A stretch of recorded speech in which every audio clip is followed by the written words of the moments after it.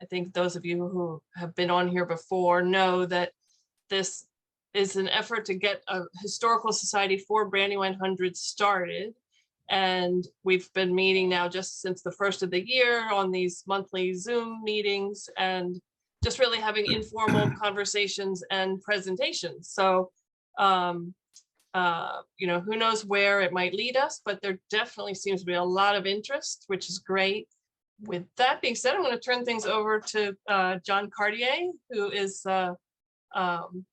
all things Eastern Brandywine 100 and Philadelphia Pike. And we had an amazing tour there a while back. He took me all over the place and showed me all the historic resources from the city of Wilmington to the state line. So I'm looking forward to this presentation, and I know it's going to be fun. This presentation that you're going to see today is a kind of homage and a summary and an overview of perhaps Delaware's, okay, and I'm biased, I fully admit it, Delaware's greatest, one of Delaware's greatest historical pathways and the communities that surround it, the Philadelphia Pike. I'm so glad to have all this wide variety of people from Brandywine 100 and outside to be able to view this and to get, you know, a kind of overview that I think is you're going to find very interesting and also compelling. And I hope we can get back to that task to get that designation for the Philadelphia Pike. It does deserve to be a scenic historic byway with DelDOT. So I'm just happy to have a wider audience to present this to. And with that, we're gonna begin in the beginning. Dee, we've got the screen shared. Can everybody see the first image? Is everybody good? Here we go. All right. This is Brandywine 100 Scenic and Historic Highway, the Philadelphia Pike. The images that you're looking at, the first image on the left, that's out of the Beers Atlas. And the Beers Atlas is sort of the touchstone for discussing historical, an historical map and historical communities and historical sites, farms throughout Delaware. And that is the Brandywine 100. A lot of people don't understand that. Brandywine 100 is a large, you know, region north of Wilmington from the namesake Brandywine Creek, the Pennsylvania line, boundary with Wilmington, out to the Delaware River. So we're looking at this segment along the eastern part, joining the Delaware River. And the other image you're seeing, you know, Brandywine 100 was one of the earliest motor highways, and you're seeing that image from the 20s, which ironically is kind of looking at the area where I currently reside in Holyoke. It's kind of toward the top of the hill there, but you can see the early motor car transit of the Philadelphia Pike. Next slide. Here is a close-up of that Beers Atlas image. In the colonial period, it was called the King's Highway, built by the order of Charles II between 1650 and 1635 to link Charleston, South Carolina, and Boston, Mass. You know, another word for this very commonly spoken in New England is the post road. And it was the idea of linking all of the early colonies with a transportation route for mail, commerce, communication. And it has a very, very deep colonial route going all the way back. Now, what we're going to look at as we go along here, one of the unique things about the Kings Highway Philadelphia Pike today is that it is pretty much in the original alignment from the period of the colonial time. And we know that because we have buildings that adjoin the roadway that have been there, you know, for a long, long time, and they are still there, and the road runs between. So let's move to the next slide. So here are some images from the history of the Philadelphia Pike, black and whites. I think these were Delaware Highway Department images. And you can see this is the roadway as it was going to be modernized over time. The one particularly on the top left, that's really fascinating. That's the Penny Hill incline, which is very dramatic. And you're seeing here when they first paved it for motorized use with brick, and that brick substrate is still there under the road. I've seen parts of it when they repave. You also have the aerial of the Philadelphia Pike showing you running across the Eastern Brandywine 100 countryside, and some images of some of the buildings and construction that went on. And we call the Philadelphia Pike Delaware's road to independence and progress. Next slide. So we're going to begin down in the where it begins for us, for a lot of people who have studied this issue for the Center for Historic Architecture and Design. We're going to start at the Brandywine, our great Piedmont stream or river. And here's a view down there at the Market Street Bridge, looking north and south on the Brandywine, and that's that area there coming out of the city is called North Market, and it just blends right into the Philadelphia Pike. Next slide. Here we have Brandywine Village.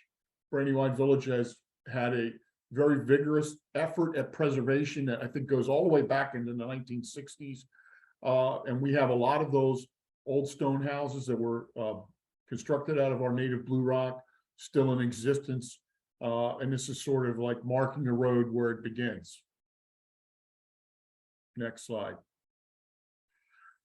Brandywine Village was established circa 1735 by the members of the Shipley family to use the power of the Brandywine River to power the mills. It's on the fall line.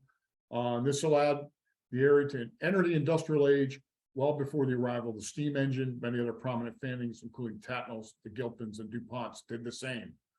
The site was listed on the National Register of Historic Places in 1971. And early on, what was the fundamental product of all of these business enterprises and families? They were well known for what was called superfine, highly milled and beautiful flour.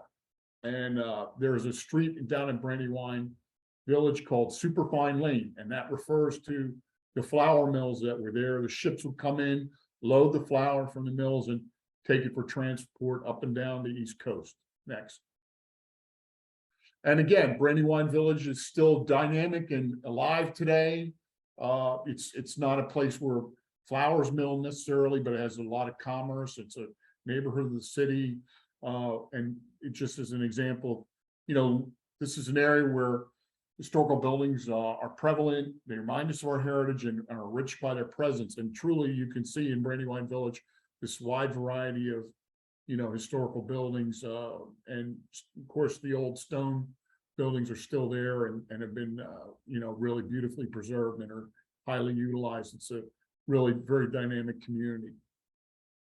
Next slide. And again, it's all about how do we take these properties over time and give them new life. And this is the headquarters of the Delaware Architectural Foundation in Brandywine Village. This the cupola that is on this building added in 1820. And the bells rang for Marquess de Lafayette when he had his grand tour coming back to the new America that he helped found in the American Revolution in 1824. Next. Also, another tremendous building on the pathway is the former St. John's Episcopal Cathedral, which again, just built out of the native blue rock. It's a Gothic revival building, and now it's being used not as a church, but it's being used by a local nonprofit to I think help seniors and do programming out of there to help the community. So this is a building, instead of destroying it, has been rehabbed and reutilized, and it's still there with that magnificent steeple and its great presence on Market Street. Riverview Cemetery. This is a particularly compelling slide for me, and a lot of people probably don't know this. Riverview Cemetery is probably, and in fact is, the largest cemetery in the state of Delaware. It was founded in 1872 by the Odd Fellows Lodge. It was always non-sectarian and open to all races and creeds. And it had a pretty storied early history. Then it had fell on hard times. Now we have a effort with our local citizens. They formed a Friends of Historic Riverview Cemetery. That effort's been led by another Brandywine great resident, Dr. Lee, and they have that effort going on to recover the cemetery. They're doing a great job there. And you know, it's also a place if you visit, there are many, you know, farm families from Brandywine 100, a lot of names that you would know are interred at Riverview. And it's got approximately 30,000 burials, and with space for more. There are 2 phases of it on either side of the road. But it's a place that fell off the radar for many years, but now has been recovered and is working to get the notoriety and the splendor of that site back. So that's please take a visit of that if you get a chance. Next. We go out of this area into, I call it's sort of the first kind of suburban transition, urban suburban transition area, the Penrose neighborhood. And in that neighborhood, you can find, you know, sort of like an urban row house kind of style home, and as well, one of the first, you know, really suburban houses that were built in the early 20th centuries, the bungalow. And that's all mixed up in that neighborhood. Next slide. Also, you know, again, you can see the Penrose community on North Market, Farms hardware store. It's not currently used that way. It was one of the few surviving family-run corner stores left in the area. As we enter as part of Newcastle County, the streets retain a classic urban feel represented by this row house building. Again, we're coming out of the city, out of the urban area, into the suburban zone. Okay, next. This is also another great store, Rivers and Penrose. Now the River family is no longer associated with this, but this 3rd generation family business served the community's flooring needs with high quality since 1914. This type of commercial building with international style is now being appreciated by the preservation community nationwide. It's kind of a mid-century feel to it with the facade, you know, and really an interesting building. Next. This is another kind of building that's been a classic. Former Post House restaurant, popular local eatery that served generations of Delawareans for over half a century. Sadly, its location closed in 2012, along with its Wilmington and Newark locations. There has been several other type of diner restaurant reuses attempted here. I don't know. They've met with varying degrees of success. Certainly not on the length of success as the Post House, but again, it's another building that has a striking roof line, was well made, and could be reused again, and occupies a really great street corner location. Next. Now we're going to kind of transit into the Piedmont, and this is the Philadelphia Pike at the base of Penny Hill. And to get an appreciation for this, we really got to go down there and get a sense of how dramatic that incline is. The Philadelphia Pike rises sharply into the Piedmont. There's a similar one going up Concord Pike. Probably a lot of people are familiar with that. Well, this is on the eastern side where we're going up into the Piedmont foothills of the Appalachian Mountains. So this area, geologically speaking, is situated on a giant banded gneiss shelf. That's what this bedrock stone technically is known as, part of the Wilmington complex. It's known as Blue Rock. It was quarried locally to provide a durable building material. Our baseball team, our minor league baseball team, was named the Blue Rocks, which is also a homage to that great building stone. So when we're looking up this Penny Hill, the first trolley cars at the beginning of the 20th century traveled this route, and they could not climb the grade and were forced to divert onto Hillcrest. And we're going to talk a little bit about the problem of that grade before the road was modernized. It sort of had a wart of a ledge of rock that prevented at the top, that prevented it from being a smooth incline, and that was dealt with later. Next slide. One of the other fascinating things about the area along the Philadelphia Pike is bisected by all these Piedmont streams that make their way down the Delaware River. This particular one is the Shellpot Creek, named by early Swedish settlers, and it's a very derived word from the original Swedish.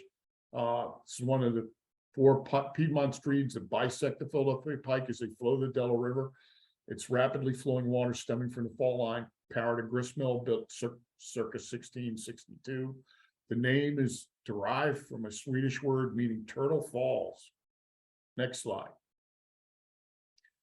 So we're on the top of Penny Hill now, and here we are. The Weldon House has enjoyed some notoriety, not always the greatest, but I can tell you that this building has been preserved at last and is undergoing a very, very significant restoration and renovation. The Weldon House, first built to support a small farm and wheelwright shop in the late 1770s by George Weldon, is a blue rock and frame construction. I think it's more like federal style, perhaps. The house was built on a land owned by John Ullman, who passed ownership onto his son, also named John.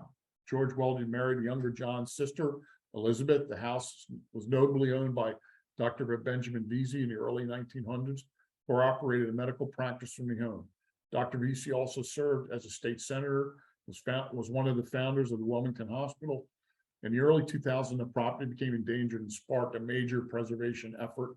It is now owned by thankfully owned by the Delaware Division of Cultural and Historical Affairs and is undergoing major restoration, which will result in the public having access to this fantastic property. It's right on the cusp of the hill, and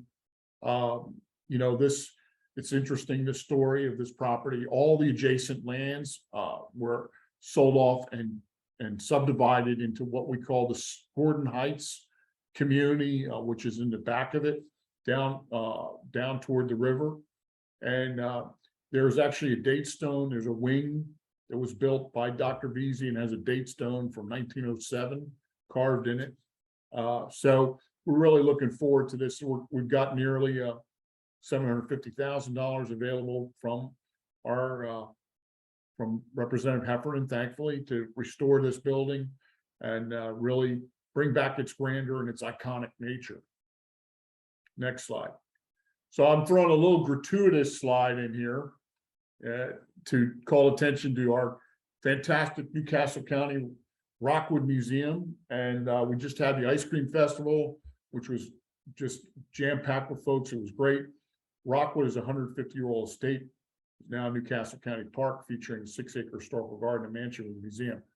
The mansion, established by Joseph Shipley, is a wonderful example of rural Gothic revival architecture. So a little story about this. He spent a lot of his life in England. He had an estate that he saw in England called Wyncote, and this is sort of a copy of Wyncote in England.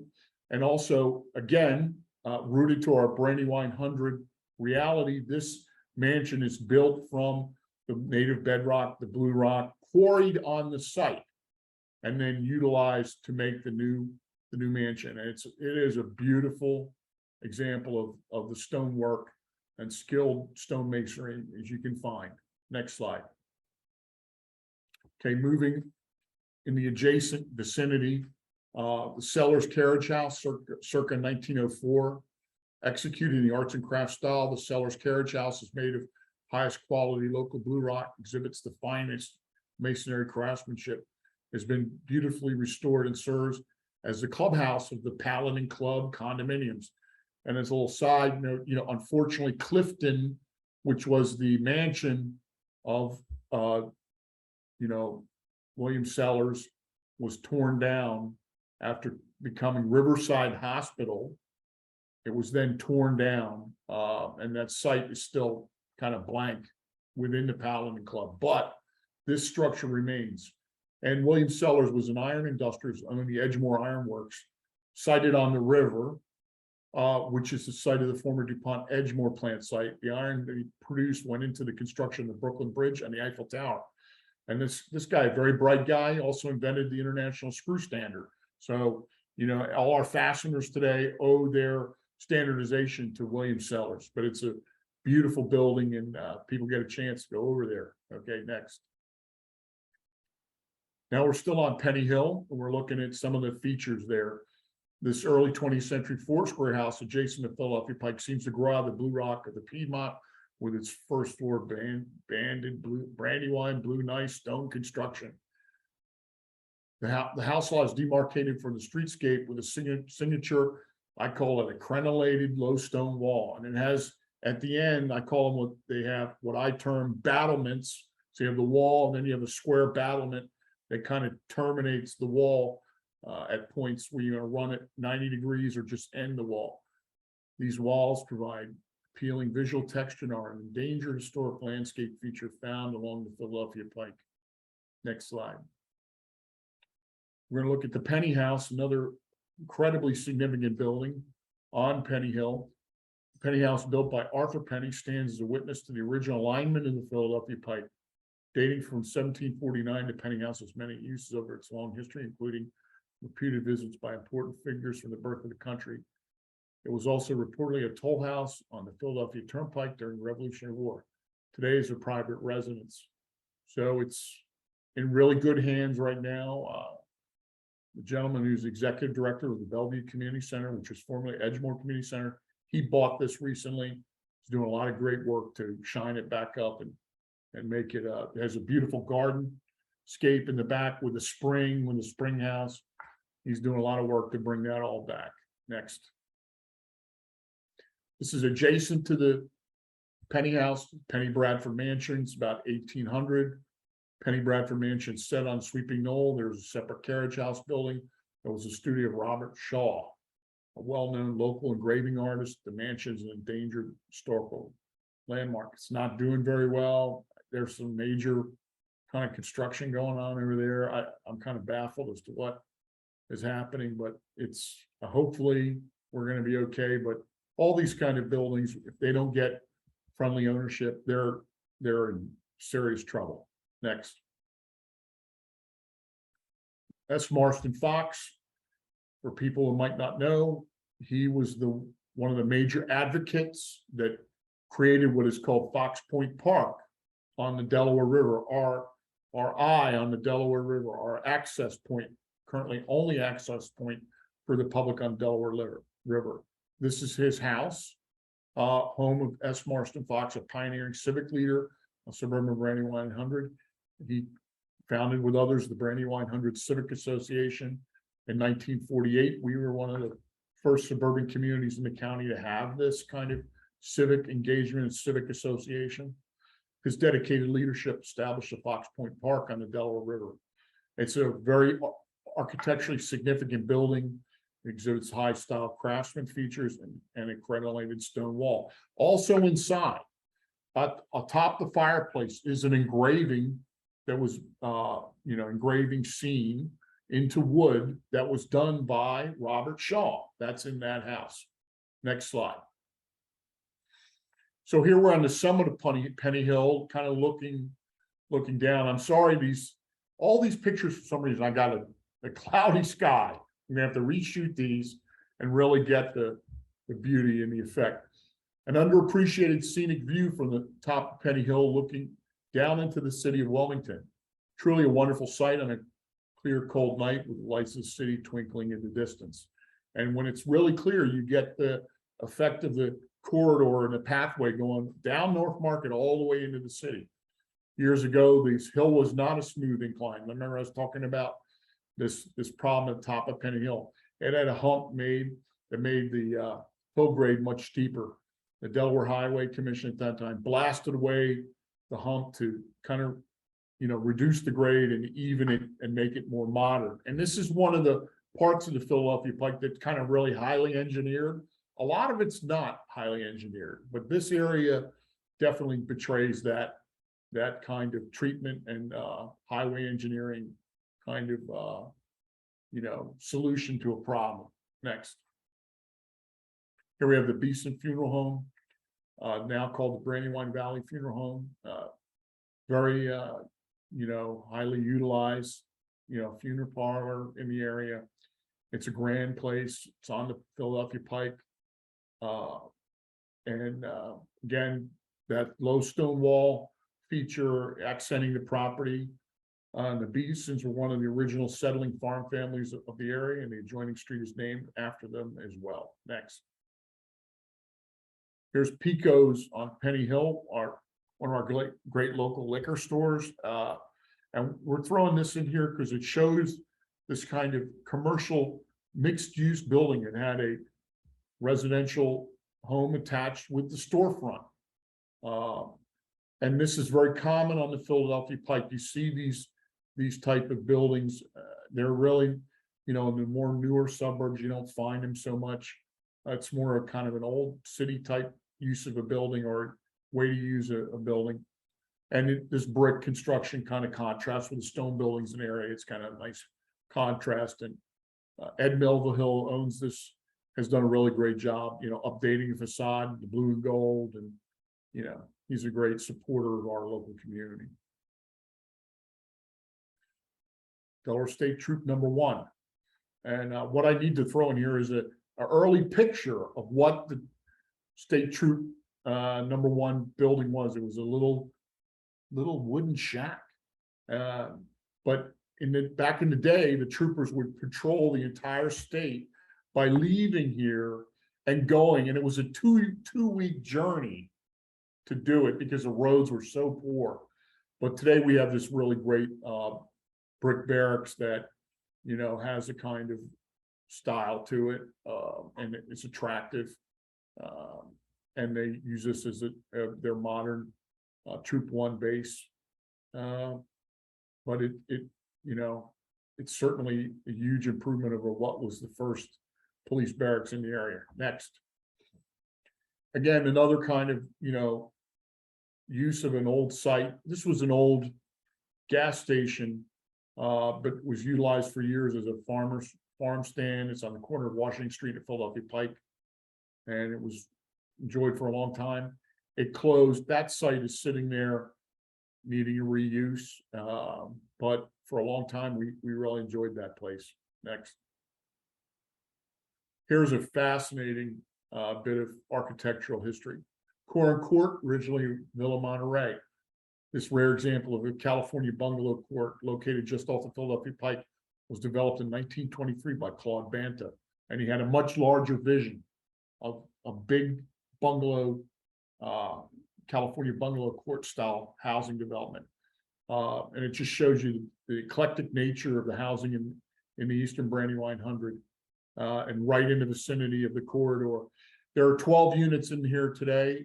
It enjoys, it's a very pleasant place to live. People like living there, but in its day, it never really enjoyed a lot of commercial success. I think he lost 2 of them to foreclosure, and he abandoned the idea of doing a large bungalow court community like this. So we have this remnant here today. Next.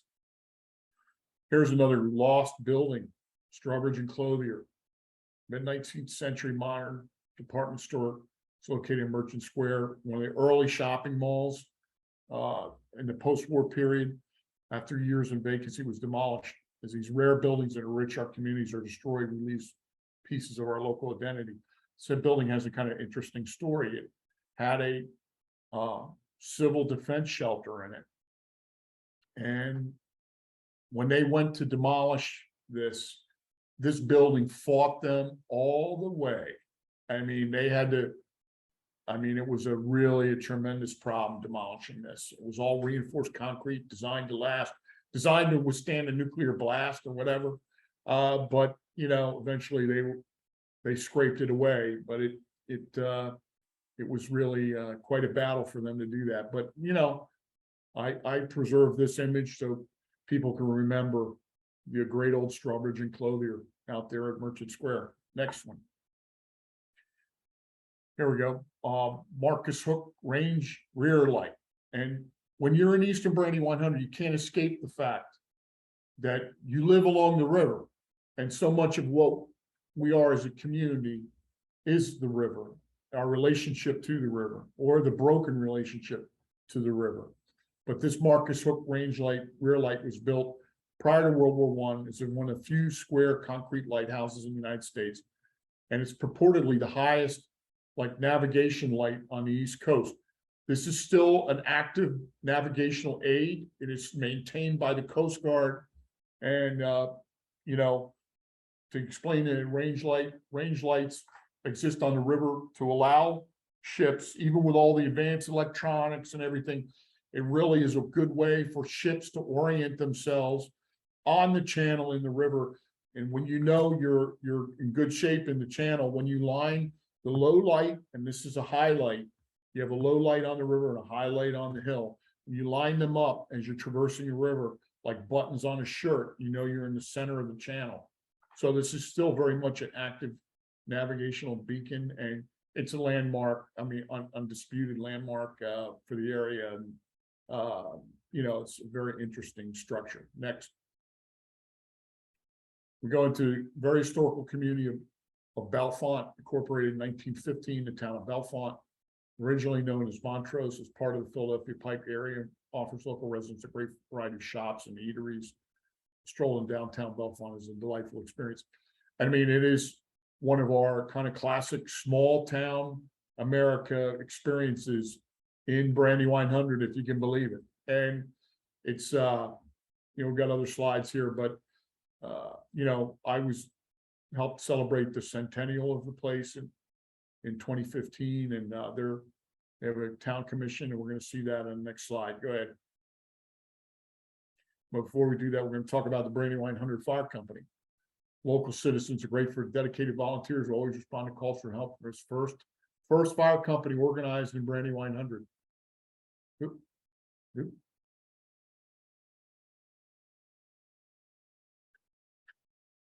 Longest center of community activity. Whoop. Got to go back to the fire company. Whoop.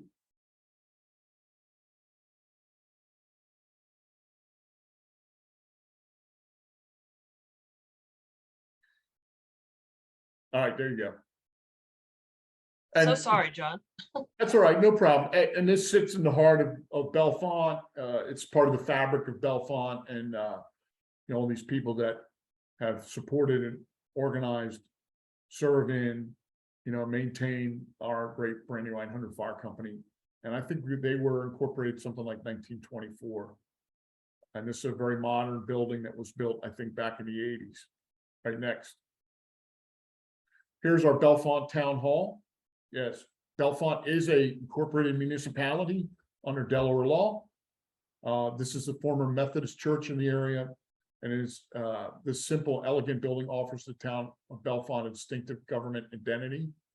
Town commission is composed of volunteers who work hard to improve the quality of life for the residents of Bellefonte. They comprise the governance structure is 5 town commissioners elected to 2-year terms.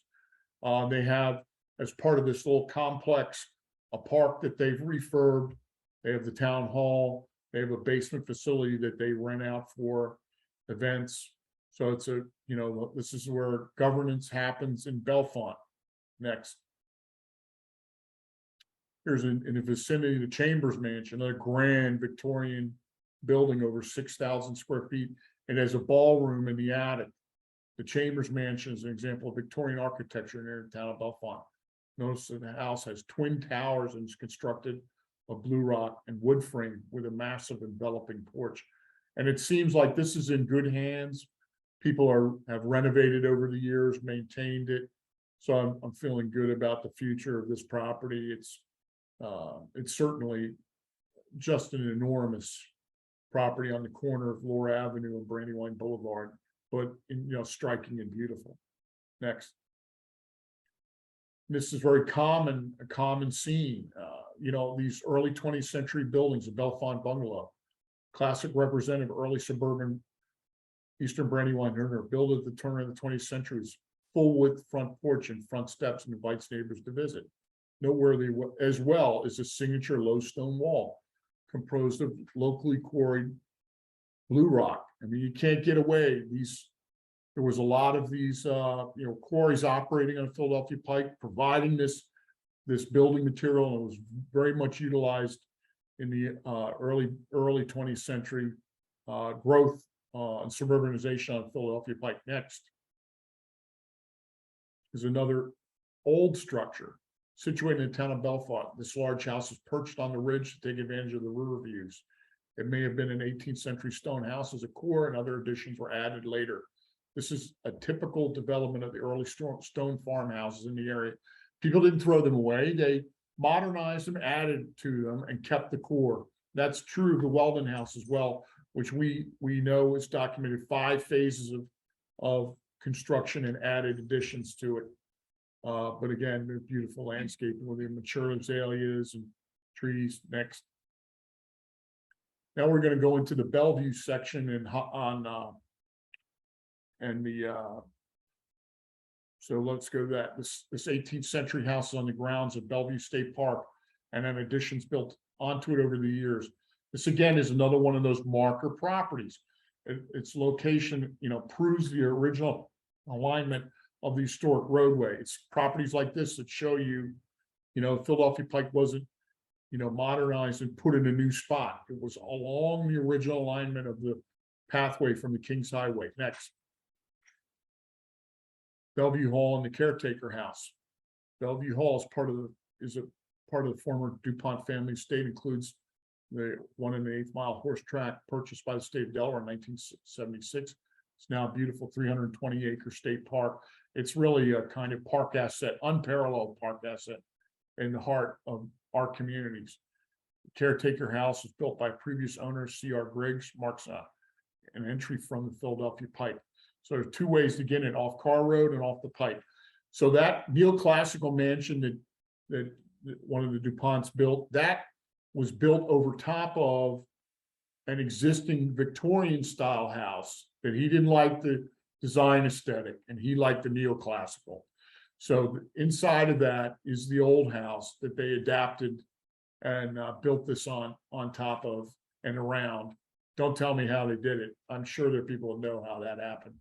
But that is the second mansion that is on the site using the grounds of the old one. Next. Another marker, and I worked with folks who were involved in this effort, Philadelphia Pike Road of American Independence. Well, why do we call it that? The National Park Service recognized the Philadelphia Pike as part of the Washington-Rochambeau Revolutionary Route from Newport, Rhode Island to Yorktown, which saw the largest Allied troop movement of the war, the Revolutionary War. Our French allies were crucial in the final defeat of the British at the Battle of Yorktown. Let's explain a little bit about this. It was a combined sea and land campaign that trapped the British on the peninsula at Yorktown, and the combined armies of Washington and Rochambeau, the French and the Americans, left Newport, Rhode Island. The building where they had their strategy session on this campaign still exists in Newport, amazingly, and they marched down the Post Road, Kings Highway, to the Virginias to trap Cornwallis's forces on that peninsula. And on the land, a British fleet came from, of all places, the West Indies, arrived at the Virginia Capes just in time to cut off the English ships that were trying to help reinforce and possibly evacuate Cornwallis. And it's probably the only time in history that I pretty much know about where the French Navy defeated the English Navy in a pitched sea battle, and that left Cornwallis facing a siege, trapped on that peninsula with no way to escape, from the British Navy. So there you go. So that pincer movement is a really fascinating story. People should study that. But this commemorates the Philadelphia Pike and all the pathways in Delaware that participated, were utilized by Washington and Rochambeau's troops. It's called W3R, and it's a really great thing to understand that and recognize it. Next. So here we're going north from Bellevue to Holyoke. Looking north on the Philadelphia Pike, the road undulates following the contour of the ridge, which slopes off to the east toward the Delaware River. So looking at the slide, on the right-hand slide, it slopes away down to the Delaware River, but you can see the the quality of the road, it's not straight and level, it undulates. So again, that kind of indicates like it's an old road and it was not highly engineered. Next one.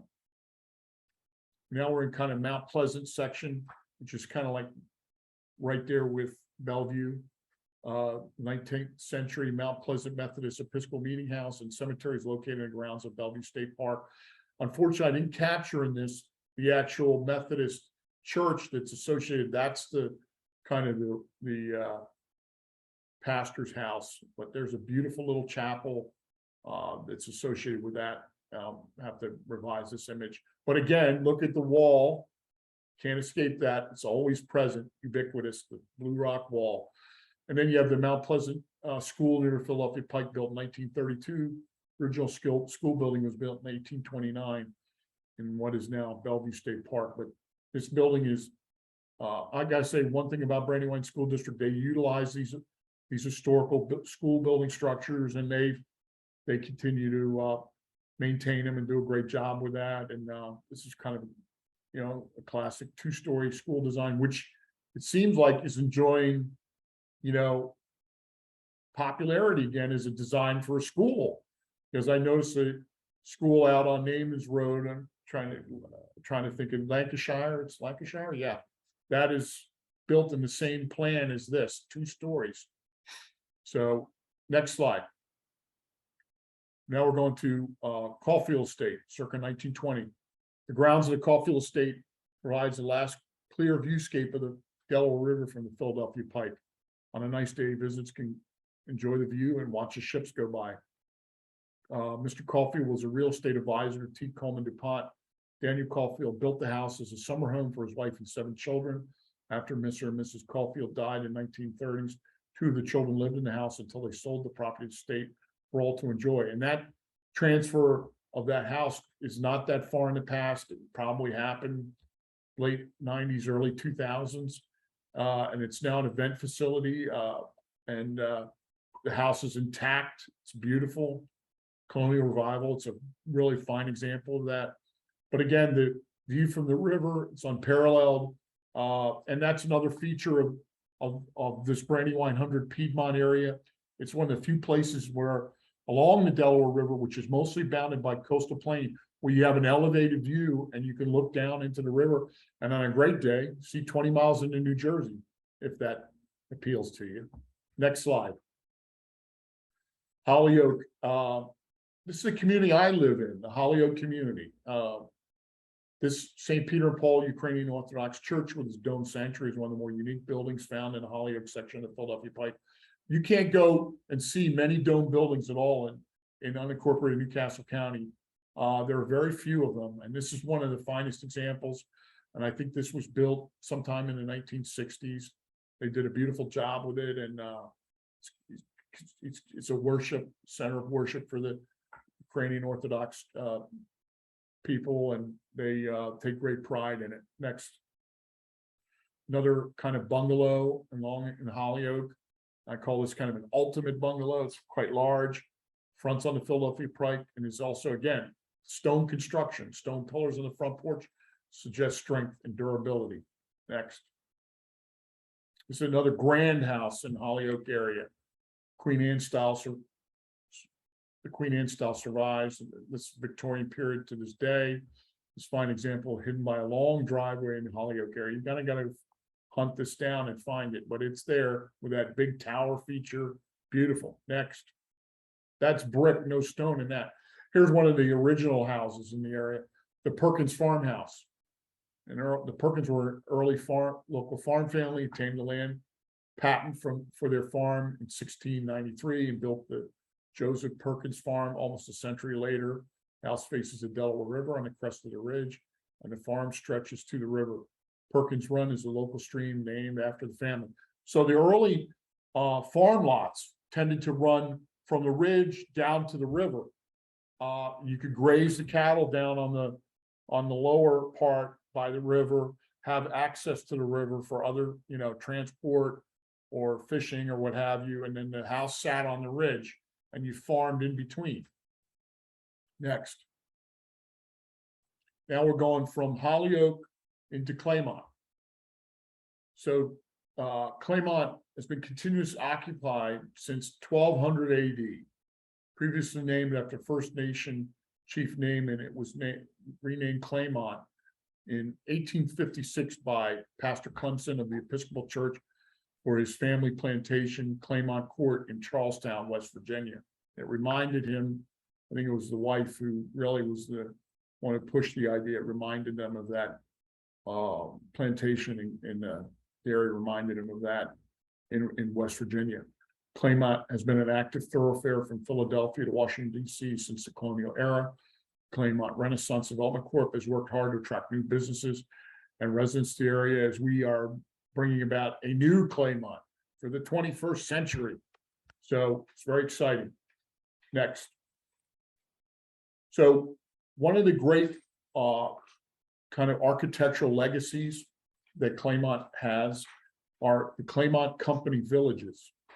This is Overlook Colony. We had a lot of early industrial plants in Claymont, and in that time it was common to build, communities for the workers in the plant. The Overlook Colony was built by the General Chemical Company in the early 1910s to house workers and their families. This community was designed by famous landscape architect John Nolan, who also did Union Park Gardens in Wilmington, right? And he was part of the Garden City design movement. The building was designed by New York City architect H. Earl Coffin. Some of the houses were built using cinders from the chemical plant. A lot of the early uses of concrete from residential construction are in Overlook Colony. And that's one of the reasons why these houses have endured and they're so durable. Next. Here's some more Overlook Colony features. Redmond's Hall, community building for Overlook Colony, hosted the first organizational meeting of the Claymont Fire Company. This is a magnificent building with that slate roof and the cupola, a lot of concrete construction. Commonwealth Avenue, it's a attractive entry boulevard, features a landscape meeting. Again, this community has quality design from John Nolan. It's a very accessible, pedestrian-friendly community with great architectural bones, and we're working hard to bring it back to its former excellence and attractiveness. Next. Today's Knollwood, yesterday's Worthland. It's a very interesting community built on by the Worth Steel Company in 1917 to house its Caucasian employees. So this is the era of segregated housing. It's many amenities included a school and a restaurant. The main office building for the mill was built on Philadelphia Pike, while the community was built on a hilltop. So it's literally on a knoll overlooking the Philadelphia Pike, hence today Knollwood. The mill was built on the bottom of the hill. So people could easily, walk to work, as it were. That's sort of what, was common in the time. One of the things I'll tell folks, we have worked, Newcastle County government worked very diligently to acquire open space lots that are kind of surround this community, and we have acquired them for public parkland. And so Knollwood is going to be a community as we go forward, because the steel mill is no longer there. It's going to be a very green community, very pedestrian friendly, and I think is going to kind of recover an attractiveness that nobody thought it would ever have, because it also is a place of architectural, significance with great bones, lots of detail. We have brick houses, frame houses. So we're looking to build a great new future for Knollwood, yesterday's Worthland. Next slide. Here we have the housing for the African-American employees, Hickman Row, which is on Hickman Road, designed and built to house those employees. But it remains today an important community for the Claymont's African-American citizens. Was listed on the, it has been listed on the National Historic Register of Historic Places. And there's a plaque to that and other historical plaques there from the state government. Next. So now we're going to kind of go into Claymont's industrial zone. Next.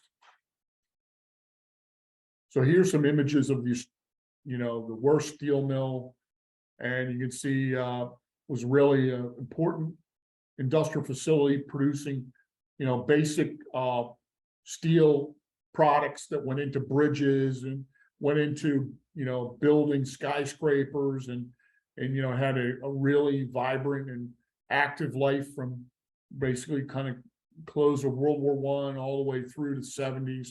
And it kind of fell on hard times and went through different owners. But you can see in that lower slide on the left, that's showing some of the communities that were nearby the mill. You can see how, there was no idea of, separating communities from, industrial facilities. They were lodged near them so people could walk to them. Different concept than today. Next. And finally, the final evolution of the steel mill, it was bought by the Russian steel concern Evraz, and they operated for a few years, but finally it went to closure and is now been demolished. Next. And now the site, comprising of 480 acres, is a giant redevelopment project, part of our effort to, bring about a new Claymont for the 21st century. Next. This is another village that's part of that heritage, aniline village. Aniline refers to aniline dyes, which were early industrial dyes that were common for, coloring products. At the aniline village, you house another general chemical kind of thing. Again, notice the architectural details that are present in these row houses. It's not simply flat fronted. They're very nuanced and like articulated. Aniline Village sits on the Pennsylvania state line, and General Chemical, which is now out of business, and that site's now a redevelopment site, was founded in 1899. Next. Claymont Fire Company, another one of our great fire companies in Eastern Brandywine 100. Remember, founded at Redmond's Hall in 1928. Claymont Fire Company was built on land generously leased by a volunteer firefighter, James McNulty, for $25 a year. Station now shows a bold new facade on the Philadelphia Pike. This was a $5 million addition in new bays, engine bays for the company. They built some of the first. They were kind of like the first, new product, new building as part of the Claymont Renaissance. They did a great job, and this building serves as a community meeting space as well as housing. Claymont Fire Company do a great job for us every day. Next. So here we're looking at another interesting, view shed. Philadelphia Pike and Governor Prince Curve, the flags flying high over Claymont's War Memorial to honor citizens killed in service to our country. The sweeping curves of the Governor Prince Boulevard offer dramatic views of the Delaware River in New Jersey. And again, this is another very unique viewpoint that you can have and enjoy, where you're sitting in an elevated position looking over the Delaware River, and this Governor Prince entry point, and it's a very successful roadway unto itself as well. Next. Here we got some examples of downtown Claymont. We call Claymont Delaware's largest unincorporated town. It has about 16,000 people in the zip code 19703. And it has a very, large and extensive small business district, and so many different kinds of businesses in the area. And of course, we're working hard to support them, and we also have many historical buildings as part of that. Next. And this is one of them, Joe and Tony's Gulf and Service Station. Joe and Tony's was founded in 1942, when at one time the oldest continuous operating Gulf station in the United States, an example of arts and crafts architecture. And inside there you have that central door, you go in through there, and there's a large repair bay in there that can accommodate 6 or 8 automobiles. Now today, this building is not this particular use. It's now been renovated, thankfully, owned and renovated by a new business person who addresses automotive service in various ways, and he's done a great job with it. And it's really been renovated in a sensitive way, and it's going to have vibrancy and continued use for the foreseeable future. Next, of course, Archmere Academy. This Italian estate was owned by Joseph Raskob, vice president of both DuPont and General Motors companies, who financed the Empire State Building. The estate was purchased in 1932 by the Norbertine Abbott Bernard Pennings, the former all boys boarding and day school, went co-ed in 1975. One famous alumnus is President Joe Biden, who was also at points of his life a resident of Claymont. So this, goes without saying. Everybody kind of think any Delawarean worth of salt would know about Archmere. It's a truly grand building, and you can rent. They also rent events inside in their interior atrium space, which is called the patio, which has a very large stained glass window over the entire interior of the building. It's built like a Italian estate with an atrium space in the middle with a glass roof. It's pretty amazing and grand. And so thankfully that's continuing to be well maintained and utilized. Next, some of the great houses that we have in Claymont. Again, we have so many of these kind of grand houses in Eastern Brandywine 100, and here's an example of one on Myrtle Avenue. This was the home of Marty Sheeks at one time. She was one of the founders of the Claymont Historical Society. She passed away and the house was sold, but it's in good hands and doing well. Another house on Manor Avenue that's kind of got craftsman features on it as well. It's a kind of a mix of things, eclectic, but another beautiful large house and highly desirable residents, and people are taking care of these properties. Next, more houses. This one on Manor Avenue is a really interesting house. Has these distinctive triangular dormers, and has the kind of highly turned balusters on the porch. So I kind of, maybe I'm reaching, I kind of call it like almost like an East Lake kind of Victorian, and which was a precursor to the arts and crafts style. And it's, another really fascinating property. Of course, this one on the Philadelphia Pike, that's a 4-square building in brick, very substantial, well-maintained, beautiful. Next, Claymont Stone School, Philadelphia Pike and Darley Road. Claymont Stone School is Claymont's one-room schoolhouse. School was built on land deeded for this purpose by founding father John Dickens in 1805. This was saved from demolition by a dedicated group of citizens in the Claymont area and outside. The Brandywine School District was going to tear this down. They fought a good battle and they preserved it. They got funds to renovate it.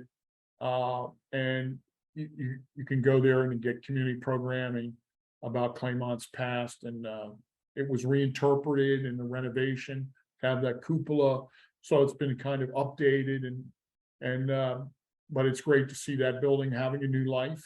And it's a mainstay. They do a contest during the Claymont Christmas parade. Afterwards, they judge gingerbread houses that kids make. So it's a fun place to visit, and they do a great job. And thank God people got involved and saved it from being demolished by the school district. And the other thing about this, it's noteworthy. It was the first location of the community library in Claymont. In 1929, it was housed here, and the new Claymont Library is, just down Darley Road in the same vicinity. But this is where it all began. The first public library in Claymont was here. Next, another really great property, Darley House, which was the home of Felix Darley, and he called it the Wren's Nest. He's the leading 19th century illustrator. Well, he was more than that. He was the father of American illustration, highly sought after by the big authors of the mid-19th century, Charles Dickens, Washington Irving. They all wanted him to illustrate their books. Two of his works include The Legend of Sleepy Hollow and the Rip Van Winkle. The house was put on the National Register of Historical Places in 1974, protected by Newcastle County Historic Zoning in 2010. Property is owned by the state of Delaware and recently renovated for community nonprofit use. And it is where the Claymont Renaissance Development Corporation has its offices. And, other nonprofits are utilizing it as well. It's open to the public periodically. A great save and one of the great, historic properties along the Philadelphia Pike, the home of Felix Darley, one of our great artists of the United States. Next, Ascension Episcopal Church. So that's another thing that happened a lot. Buildings were moved. This church was moved from its original location on the east side of the Philadelphia Pike to its current location on the west side. This church hosts a reception and press conference for the community after the annual Claymont Christmas parade. And it's striking. It has that kind of neo-Gothic style on the wood frame building on the the sanctuary, and it has the red doors, which always kind of draw your eye right in there. Next. So here we're coming to the conclusion of this PowerPoint. The Robinson House, end of the Philadelphia Pike. It's close to the Delaware PA state line, dating from 1723. The house was owned by Colonel Thomas Robinson, a Revolutionary War hero, and is probably the most noteworthy building on the historic Philadelphia Pike. Once a roadhouse and formerly known as the Naaman's Tea House, the building has been extensively restored and is a great place to hold upscale events. The famous guests include President George Washington, Marquis de Lafayette, and his grand tour. You heard about that in 1824. He came here to visit Robinson, and Light Horse Harry Lee was here. Fortunately, it's owned by the state of Delaware. It's leased to the Naaman's Heritage Association, and they've done a great job maintaining the property. And now COVID kind of shut off access. We're hoping at September to have a big reception, invite people in there.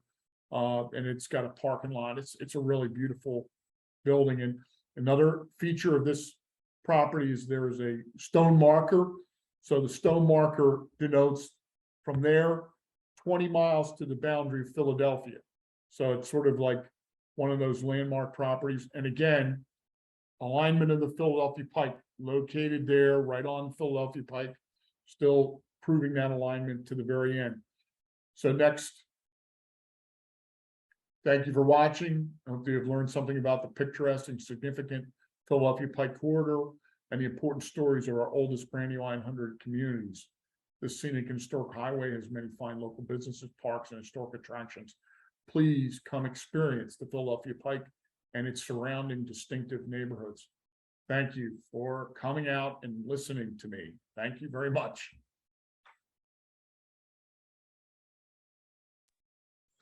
John, thank you. Let me figure out how to get us all back together There we here. go. There we go. Okay. Oh, that was awesome. Thank you so much. Thank you. I'll take any questions or comments that people might have. Hopefully, people found some aspects of that. Jay Harry's got his hand up. Yes. Well, I was actually applauding there, Oh, sorry. but I want to thank you, John, and put in a plug. A few years ago, I remember going on a bus trip led by you. Yes. And it was fabulous, and I want to encourage you to repeat it. This PowerPoint that you saw, there was a study done by Chad, which is probably a 150-page study, Center for Historic Architecture and Design. And I mean, that's very extensive. This is a smattering. It kind of gives you a sense of things from beginning to end. But honestly, we have the greatest treasure trove. Okay, again, I'm biased. The greatest treasure trove of buildings and communities with a deeply historical character that you'll find anywhere, I would say, outside the city of Wilmington. I mean, it's so extensive. It's so large. It's so undiscovered country in certain ways. And I'm happy to be able to, memorialize that and keep that effort alive. And I would really like to see us have the Philadelphia Pike as a scenic and historic corridor. It deserves that, Thank you for your compliments. Thank you, John. Yeah. I think Bonnie had her hand up. You're muted. Yeah, unmuted. That was a wonderful presentation. Thank you. I had a great uncle, aunt and uncle that lived in Claymont, and my great uncle would take me up, my sister and I up into Marcus Hook and all, because that's where my grandparents met before they moved here to Concord Manor. But he would always talk about how that area along the river was a resort. Like that's Yeah. where the people from Philadelphia and possibly New York would all come down to vacation, kind of like Rehoboth and Dewey now. What do you know about that? Absolutely. In fact, we know that there were steamship, I think it was the Wilson line. They would, pick up people in Philadelphia or Wilmington. And these ships transited up and down the Delaware River, and there were actually beaches. You can Yes. believe that. Yeah, I know. I had a hard time believing that too. Yeah, I've read those accounts. I know at the bottom of Lower Avenue, when it actually went all the way down to the river, there was a large beach, and the Wilson line would drop people off there, and people would go recreate for the day and get picked up and go home. And I mean, yeah, it was considered, and for people in Wilmington, they were down there, sweltering in the summer, they'd come up on the ridge to catch the breezes coming off the river. So it always had in the beginning that kind of, resort quality or escape the heat of the city, yeah.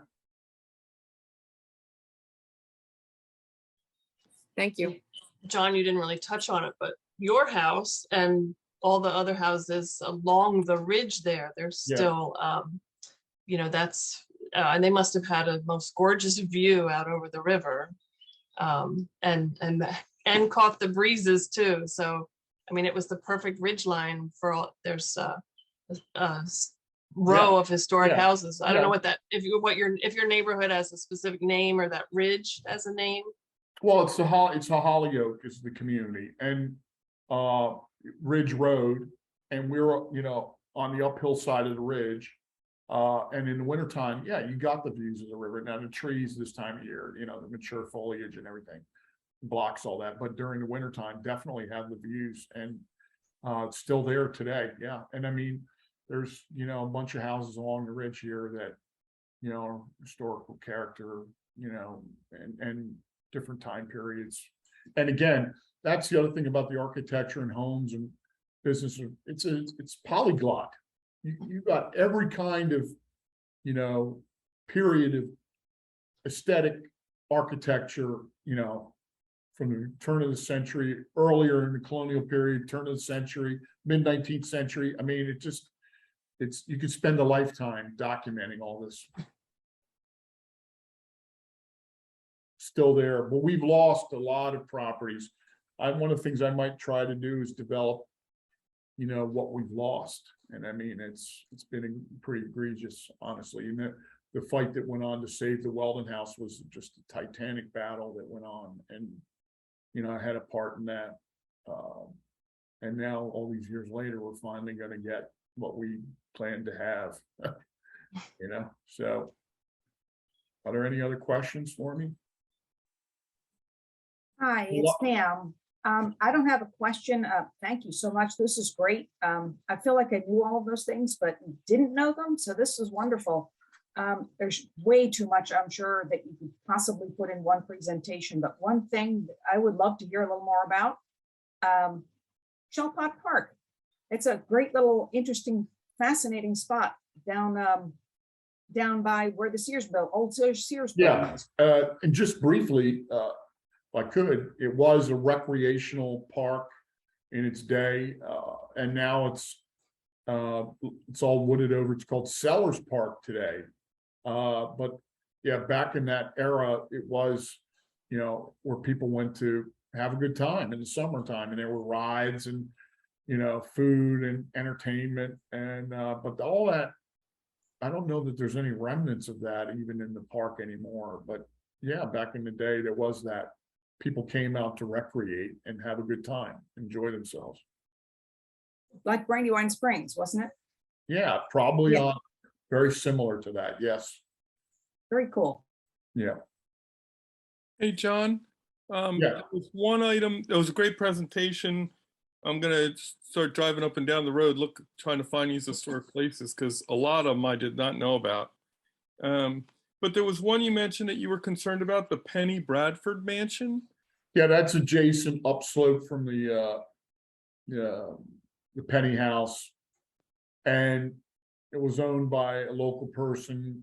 He tried to rezone it for an office use. He wasn't successful. He didn't get the support in the community, kind of let the house languish.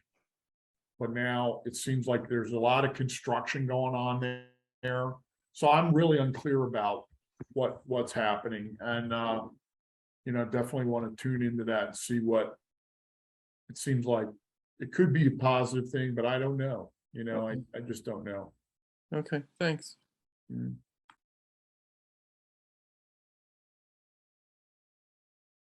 Again, it's just kind of a taste. There's still, as I look at this, I can think of buildings that should be in this, but are not. But it would just be a little bit overwhelming, I think, if I made any. John? Any other questions? Yeah, are there any especially endangered places that you're worried about? There's a question mark about Penny Bradford Mansion. Fortunately, right now, I think we're okay. But again, so where the high threat is the right on the commercial corridor, where you might get new investors who want to come in and redevelop, right, and take out an historical building. The one sad thing that we had happen recently, Brett, if you're still listening, he knows about this, the Coach House, which was a great tavern, and needed to be, rehabbed as a tavern. It was a building from the early 20th century, very interesting building architecturally. It was like federal style with a neoclassical portico. It was like this mishmash, right? And I was working with the owner of that property to try to get some really serious restaurateurs, like the owner of Harry Savoy Grill, Teixeira, Xavier. Dan Butler, a couple of these other people to, get her to sell it to them so they could rehab it and make it a great kind of tavern gateway property. And it was destroyed in an arson fire. Like literally after I got that effort underway, there was an arson fire. It was gone. So that's a recent, really big loss. And I think, building the new Claymont we need to have a thing like the Coach House, which there's nothing like it around. Had parking, restaurant, historical building, and real kind of, was a placemaking property, and it's gone. They destroyed it. And now there's a Dollar General there. Isn't that great? Hey, John, one of the things on the other end of the spectrum, one thing you didn't have in there when you early on in the presentation, when you mentioned gas station, I was thinking of the I guess 1950s gas station that became the barbecue. Canopy.